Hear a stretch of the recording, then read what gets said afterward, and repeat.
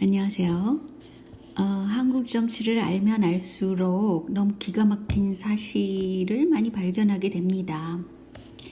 여러분 기억하시겠지만 신천지를 사단법인에서 등록 취소하겠다고 큰 소리를 치던 박원순 시장 있죠? 그 박 시장은 사실은 2011년 11월에 이 신천지의 사단법인을 용인해 주었다 그럽니다. 그런데 박 시장이 이 보궐선거를 통해서 시장이 된 것은 2011년 10월이에요. 그러니까 한 달 돼서 신천지를 사단법인 설립 허가를 내준 거죠. 그런데 박 시장 이전에 있던 오세훈 시장은 이 신천지를 사단법인 등록을 허가하지 않았습니다. 또한 비슷한 시기에 김문수 지사도 경기도에서 신천지를 허가를 불허했다고 그래요. 그런데 이준석 이 인물은 친박계잖아요. 맨 처음에 정치에 나타났을 때는 친박으로 나타났는데 때문에 그 박근혜에는 상당히 그 신천지와 더 밀접한 관계를 가진 사람이잖아요. 즉 새누리당, 신천지 이름도 완전히 비슷하잖아요. 그래서 그런지 몰라도 더 정보를 많이 알고 있는 겁니다. 그래서 정보 차원에서 이 이준석이 그렇게 박 시장이 그런 것은 하나의 정치 쇼다 이런 식으로 팩트 체크를 해줬어요. 그래서 이 자료가 있어서 제가 좀 더 찾아보니까 확실히 그렇더라고요. 여기 자료를 보세요. 그 오세훈 시장과 전 시장과 김문수 경기지사는 신천지 법인 허가를 거부했다. 그런 말 나오고요. 박원순 씨는 취임 한 달 만에 신천지 법인 허가를 해줬다.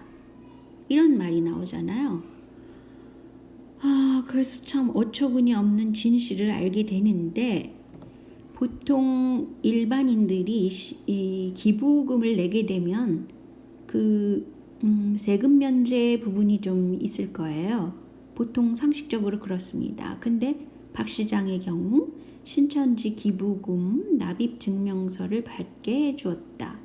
이 말은 기부금을 냈을 때 거기에 세금 관련해서 어떤 특혜를 준 것이라고 볼 수 있죠. 더 놀라운 사실이 있습니다. 아니 세상에 이 박 시장의 경우는 그 중국 관련 백그라운드가 어느 정도로 강한지 몰라도 2016년도 그러니까 한국과 중국 관계가 별로 좋지 않을 때라고 그래요. 근데 박 시장의 조카가 중국에서 마약 밀수 혐의로 무기징역을 받은 사태가 일어났다고 합니다. 그런데 중국의 경우는 한국 사람이 중국에서 마약으로 걸리게 되면 이송조약 그런 게 있어가지고 그 사람은 당사자를 빼올 수가 없다고 그럽니다. 그런데도 불구하고 이 박 시장의 조카는 그 중국에서 무기징역형에서 빼나와졌다고 합니다. 근데 자세한 사항은 제가 여기 설명이 안 돼서 모르겠는데요. 이런 그 페이스북 글이 있었어요. 너무 놀랍죠, 근데. 이거를 본다 그러면 박 시장이 외교적으로 상당히 친중적인 사람이라는 것을 알 수 있죠. 이게 대단히 놀라운 사실입니다. 그런데 신천지는 새누리당 이름부터가 비슷하잖아요. 근데 이제 신천지 이만희 이 사람은 재산이 5,500억 원이나 있고요. 부동산이 1,500여 개나 보유하고 있는 재산가라고 합니다. 그러니까 사입이 종교를 통해서 재산을 긁어 모은 거죠. 그런데 이 자한당 당시 자한당 국가안보위원회 안보전략단 부단장이 신천지 장로였다고 합니다. 그러니까 자한당 세력, 새누리당 세력, 그러니까 지금의 통합당 세력 내에도 이 신천지 세력이 끈끈하게 자리하고 있다는 것이죠. 그래서 한국의 종교세라는 것은 정말 어마무시하게 여러 각도에서 한국 정치에 영향을 주고 있다고 할 수 있습니다. 그게 그 수준이 정말 보통 사람 상식적으로는 용인해서는 안 되는 정도까지 들어간 거죠. 그래서 이것을 어떤 식으로 일반 국민들이 이것을 어떤 식으로 다뤄야 하는가, 종교를 그냥 종교로, 사이비 종교라도 종교로 볼 것만은 아니라는 거죠. 이만큼 한국 사회를 좀먹고 있고 심지어는 정치세까지 흔들고 있는 현실이라는 겁니다. 그래서 이것은 여야가 지금 공조를 해서 어떻게 하면 그 문재인 정부는 사실은 라임 사태 때문에 탄핵을 받았어도 100번 받았어야 마땅한 그런 정부입니다. 그런데 그것을 탄핵을 당하지 않기 위해서 어떻게 보면 그 신천지랑 공조해가지고 중국과 공조해서 현재 부정 선거까지 이르게 된 것이라고 추론할 수 있습니다. 이것은 제가 추론하는 방법이죠. 왜냐하면 라임 사태가 워낙 큰 그 금융 부정 사건이잖아요. 그리고 많은 사람들이, 일반인들이 그것에 대해서 손해를 봤다는 거죠.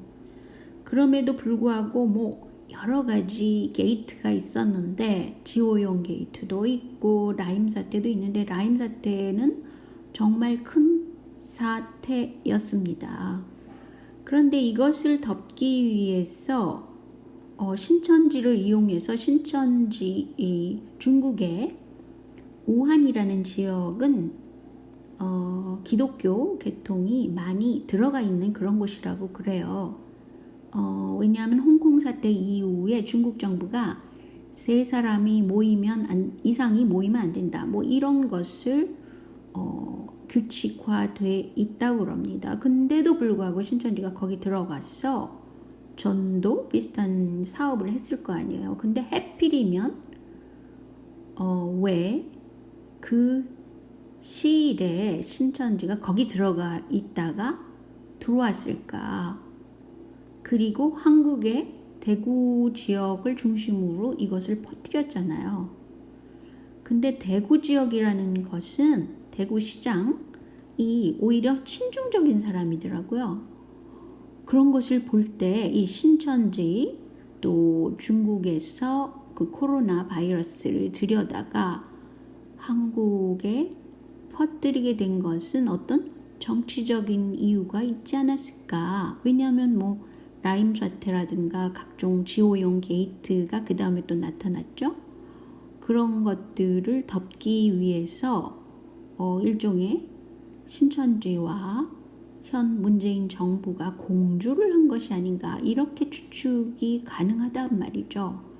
왜냐하면 그 코로나 사태가 일어났을 때 그 신천지를 잡아라, 너무 나쁜 그런 사이비 종교다, 이런 식으로 그 여권에서 몰고 갔잖아요. 그래서 뭐 이재명 도지사뿐 아니라 특히 박원순 시장이 그것을 총대를 메고 마치 신천지를 진짜 악의 무리로 그렇게 몰고 갔는데, 이 악의 무리랑 절친 사이가 박원순 시장이라는 것입니다.